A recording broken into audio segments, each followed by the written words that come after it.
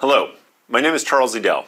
I'm the Australia Chair here at CSIS, and today we're going to discuss our recent white paper, Shifting Tides, the National Security Implications of the United States Pacific Drawdown. Now, in the recent paper that our team has produced, we highlight the cumulative effect of recent U.S. policy actions, including foreign aid pauses and tariffs on the Pacific Island region. What we're going to do today is take a forensic look at those policy moves by diving into the statistics and going through some of the key graphs and figures and conclude with a discussion of policy recommendations that flows from this analysis. Joining me today is my colleague, Catherine Pack. Thanks, Charlie. So multiple administrations have stressed the importance of the Pacific Islands region, but when I look at this map, I see a huge expanse of blue water speckled by a little over a dozen island countries and territories. Could you walk us through a little bit the strategic importance of this region? Absolutely. Now, look, Catherine, the United States has long engaged in this region, in fact, over all of American history, but we're not here to talk about history today. In fact, it was really World War II that underscored the critical strategic nature of this geography. Why this region is important now is the reason that it was important then.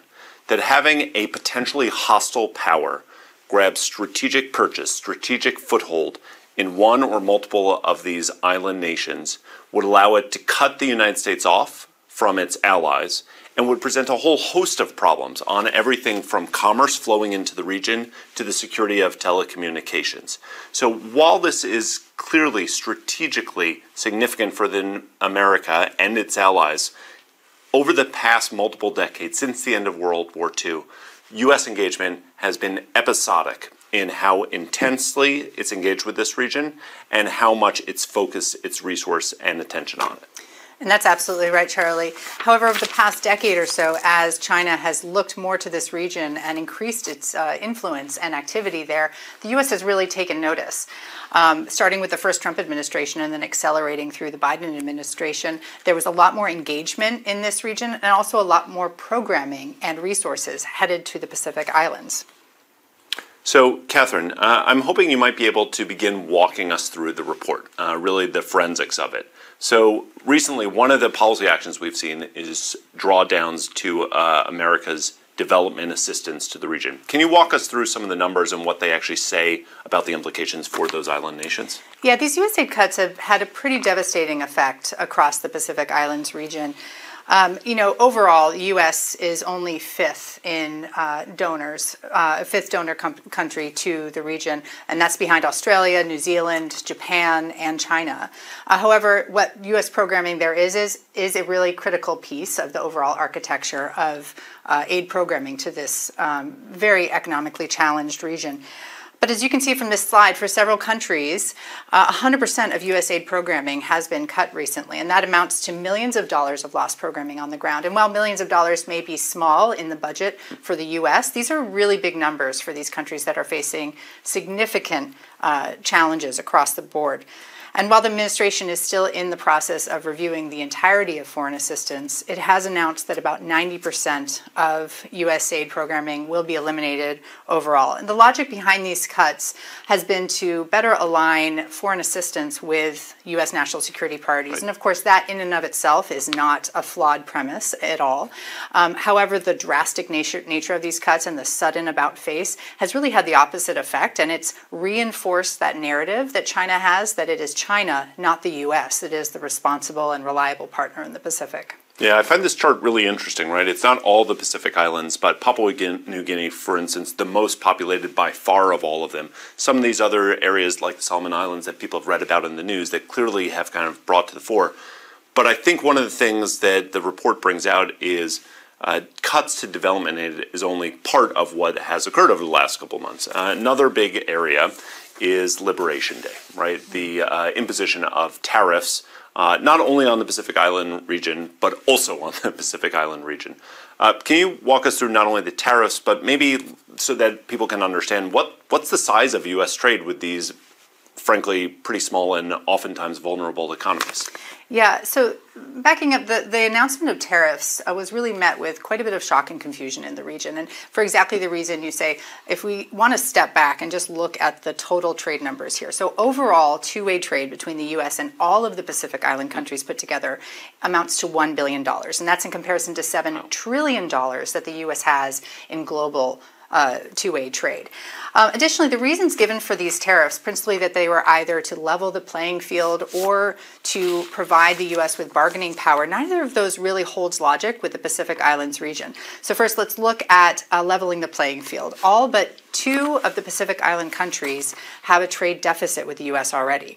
The two that have trade surpluses are Fiji and Tuvalu. And Tuvalu has a trade trade surplus of $168,000 only. And I'll note that Tuvalu has a total population of 11,000 people. So there's no leveling the playing field between the U.S. and Tuvalu. Secondly, to provide bargaining power also was met with a little bit of confusion in this region that doesn't have that much to bargain with to begin with. So most of these leaders, frankly, are pragmatically looking at other options. And I'll read a quote from Prime Minister Marape of Papua New Guinea, who, after the tariff announcement, simply said, "We will continue to strengthen our trade relations in Asia and the Pacific where our produce is welcome. If the U.S. market becomes more difficult due to this tariff, we will simply direct our goods and markets to where there is mutual respect and no artificial barriers." Yeah, I mean, I think from this chart, what you've really underscored is when we're talking trade, there is enormous amounts of trade, obviously, between the EU, clearly bilaterally between the United States and Australia, but across the region, $1 billion, and then individually by country, the scale of the trade is extraordinarily small, and there's no leverage for these countries to figure out how they break down access to trade barriers. Exactly. So, okay, let's step back now, and we've talked about the cuts to development assistance. We've talked about the imposition of tariffs and how difficult it will be for these countries to even engage in a negotiation because there's not much to negotiate with. What are the impacts? So you read that Marape quote, but what are the impacts? What do you see as some of the implications that flow from this to the United States? So even in just the last few months, we've seen China swiftly move into the space that the U.S. is creating. And that's not just in gaps in resources or programming. This is really about that messaging that I was talking about, reinforcing the narrative of China as the strategic partner for these Pacific Island countries, vice the U.S. or other allies and partners. For example, China's ambassador to Fiji recently announced that there would now be direct flights between Nadi, Fiji, and Shanghai. And in doing so, he noted that given the global disruptions to trade that the U.S. was causing, this was a prime time for Fiji to be looking at establishing closer economic relations with China. China also just hosted the foreign ministers from across the Pacific Islands for the first time in China. And during that meeting, China announced more than 100 programs related to climate change for the region. And these were this was a very welcome measure for the region, given that climate change is the top national security threat for the Pacific Islands. And then, of course, this was in contrast to the U.S., which is not just cutting back on climate programming, but just recently withdrew from the Paris Climate Agreement. So really underscoring and emphasizing the contrast between how both nations are responding to the interests of those nations. Exactly. You know, look, you just mentioned Prime Minister Marape's comments from Papua New Guinea, but these are sentiments that seem to be being expressed more frequently across the Pacific. Prime Minister Rabuka of Fiji himself said, look, the world's bigger than the United States. We don't have anything to counter with, so we'll have to weather the storm and we'll have to roll with the punches. So I want to look at how the United States engages. These are new policy initiatives, but if the United States is going to correct course to make sure that it has as much influence and impact as it possibly can in the region, in the report that we've just written, what are some of the recommendations that we roll out?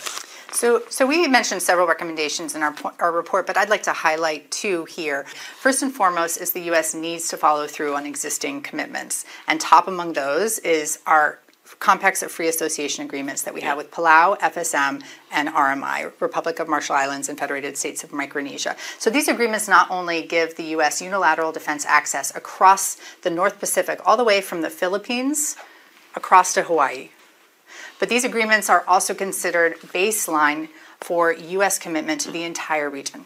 So the second proposal, or the second policy recommendations that we had to do with trade. So tariffs are likely to remain a favorite tool of this administration, but outside of tariffs, there are other ways to meaningfully and pragmatically engage the Pacific region on trade. For example, we could support a Pacific trade representative in Washington, D.C. to engage with the business community and raise awareness among U.S. business community and business circles of opportunities that exist in the Pacific Islands region. Thanks, Catherine. I really appreciate that you highlighted those recommendations. I know there are a lot more than just 2 recommendations in there because this is meant to be not only analysis but also real meaty policy recommendations. So for those of you who would like to make sure that you understand the full suite of what we have laid out in this report, please make sure that you look at the report, Shifting Tides, the National Security Implications of the United States Pacific Drawdown, which you can find on csis.org. Thanks very much for tuning in and watching.